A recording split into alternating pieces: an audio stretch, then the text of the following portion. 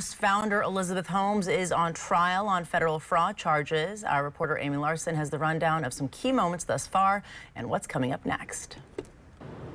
For the first 3 weeks of the Elizabeth Holmes trial, prosecutors have been trying to show why Holmes would resort to committing fraud against patients and investors.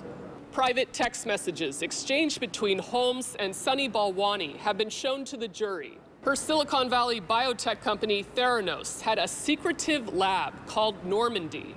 In November of 2014, Balwani texted to Holmes, "Normandy lab is a disaster zone."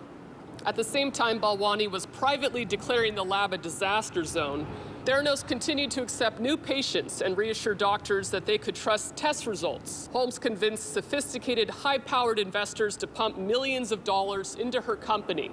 At one point, she was the youngest self-made billionaire in America. In opening statements, Holmes's defense team said she was a young, naive CEO who tried her hardest to revolutionize healthcare and failed. On Tuesday, Holmes's defense attorney held up a book about Steve Jobs. He said Apple is the most successful company in the world, and it also hides new technology with intense secrecy.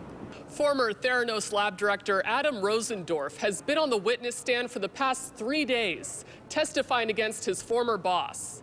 He said he was once hopeful that Theranos would become the next Apple of Silicon Valley. He lost faith when he saw Holmes's company cared more about public image, hiding secrets, and fundraising rather than helping patients, according to his testimony.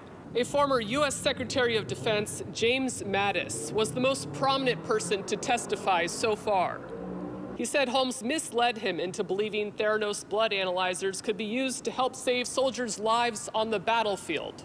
Legal experts told me that prosecutors will most likely call on journalists to testify next, most notably John Carreyrou. His investigative reporting was printed in the Wall Street Journal in 2015. It exposed what was happening at Theranos and became a catalyst for Elizabeth Holmes's downfall.